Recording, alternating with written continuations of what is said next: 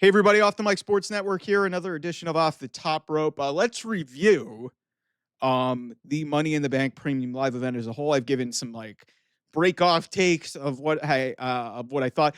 Overall, I thought this show was probably one of the better premium live events of 2025. It's right. I wouldn't say it's Elimination Chamber because Elimination Chamber, let's remember, that show was unbelievable. Like two great chamber matches, the obviously incredible conclusion, and then obviously, the Kevin Owens Sami Zayn match, which now carries so much more meaning than it did before. I still think Elimination Chamber is probably the best premium live event for WWE this year. But Money in the Bank was pretty great. Women's Money in the Bank match, even if I will admit it was a little bit disappointing, they did the right winner. It was a good way to start the show. 6 women did what they could. I think they should have done a little bit more, but that's neither here nor there. The late out of Dominic Mysterio against Octagon Jr., I think was a great way to use the AAA show to get an extra match on the show and get this to 5 matches. It was quick. It was harmless. Octagon looked great. Dom has been great as the Intercontinental Champion. I think we're window dressing until we get to the point where Dom and Finn meet and face off when this Judgment Day thing splinters off. It was a fun match. It was quick. It was harmless. And a good way to get AAA on the show. At some point, it would be nice to actually, see Dom get in the ring with Vikingo.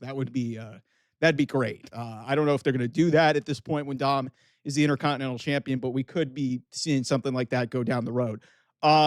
The Women's Intercontinental Championship match, Lyra Valkyria and Becky Lynch. Becky Lynch wins by cheating.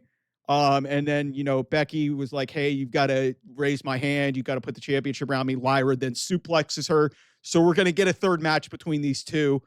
Was a little surprised that Bayley wasn't involved, but I think, we're going to probably get to that point at some point down the line. Maybe, that leads to one way or the other. If, Becky is still the Women's Intercontinental Champion, that we have that at some point.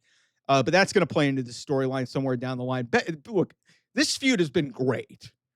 This feud has been great.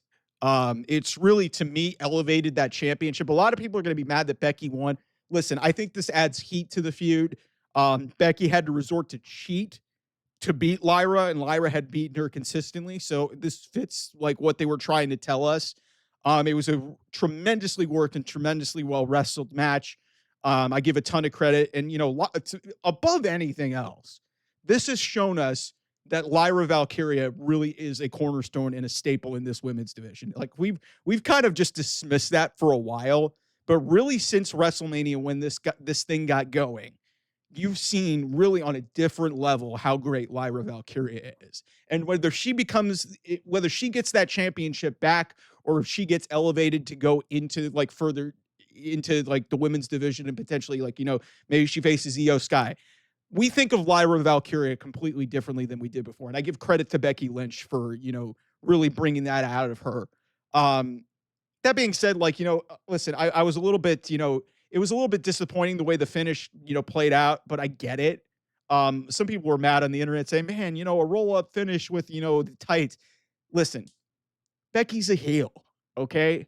She's a heel. And, she was desperate. She was clearly rattled because Lyra had her number.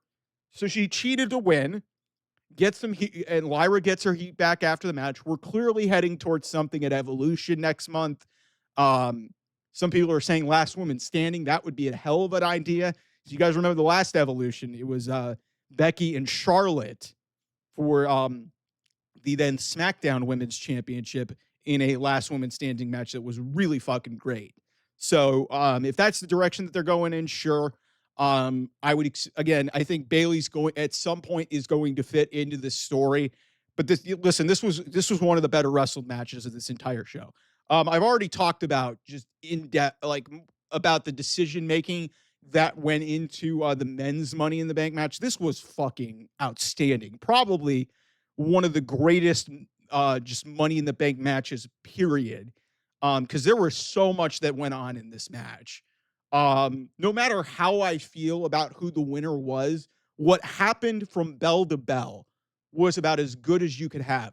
That spot that El Grande America, the whole spot where El Grande Americano basically gets slingshot onto a ladder, then gets basically tilted onto another ladder to get near the top. He then headbutts Penta with the metal plate in his mask, only for LA Knight to suplex him off the ladder. It that that whole spot, and credit to Seth Rollins too, who my sister pointed this out to me too, and I had noticed this as well, that Seth Rollins holding that ladder, being like a base for that was, and it was so subtle, was just fantastic.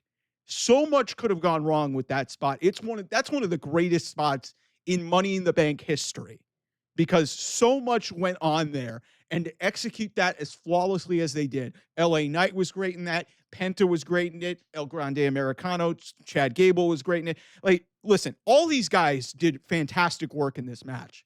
And then obviously you had the interference spots where you had Braun Breaker and Bronson Reed getting involved. I mean, for God's sake, El Grande Americano gets fucking killed by Braun Breaker with a nasty ass spear. I mean, then you had Jacob Fatu and JC Mateo come in. Jacob Fatu is a fucking animal, guys. Like, he freaking did a pop-up Samoan drop to Bronson Reed, who was like 350 pounds. Like, holy shit, that was unbelievable.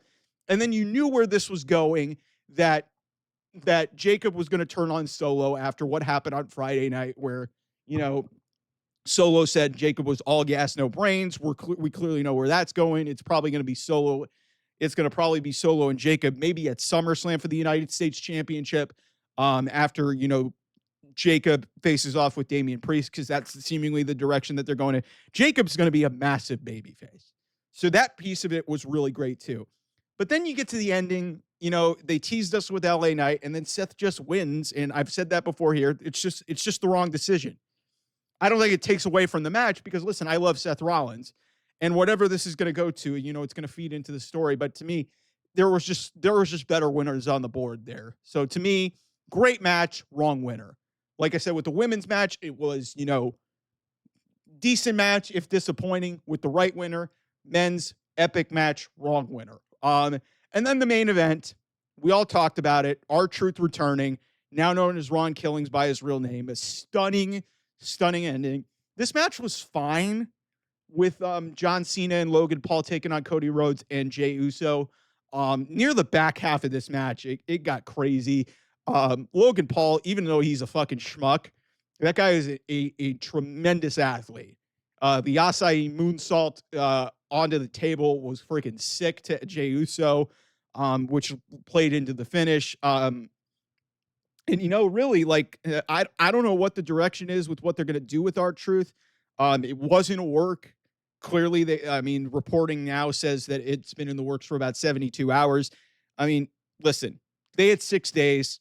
They knew they fucked up. And, you know, it's a great moment. Honestly, one of the more shocking things that you'll see. And I think it shows you, as bad as we don't like TKO,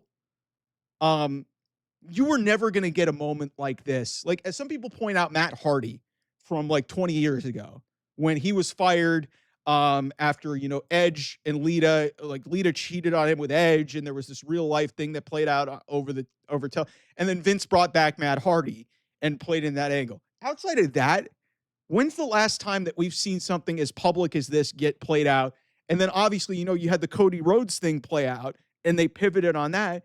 Like, this is a different era. You do not see stuff like this play out the way that it did. And for this to happen in the main event of a premium live event 6 days after a very public backlash started with R-Truth being, you know, let go and not being able to be agreed to a contract. And listen, I know what WWE is going to do. They're going to play this up as like, you know, hey, you know, we totally worked you. This was totally part of the show. It wasn't.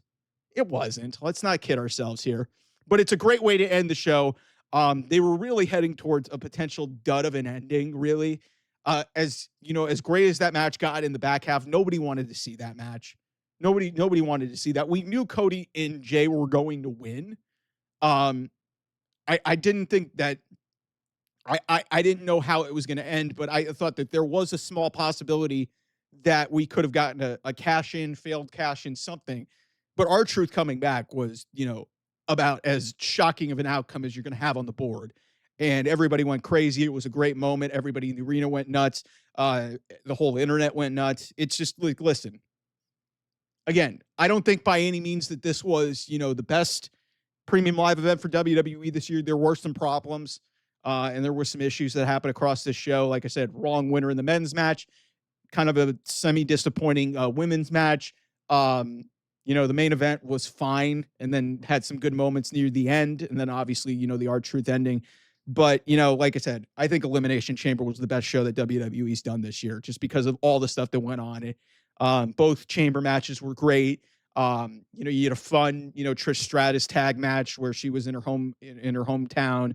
Kind of a harmless match there. And then obviously the Kevin Owens, Sami Zayn thing, and then the heel turn at the end by John Cena, which we're going to remember, even though, obviously a lot of that was undone because, The Rock is just a fucking idiot and just, didn't want to do business and pay off that story. So, yeah, fun night. We'll see where everything goes. We're gonna have another premium live event in 3 weeks. It's Saudi Arabia, so there's that. Then you have Saturday night's main event. You have Evolution. All this crazy shit going on this summer. We'll see how it plays out on WWE television. Thanks to everybody who subscribes to the channel. I will see you guys soon. Bye-bye.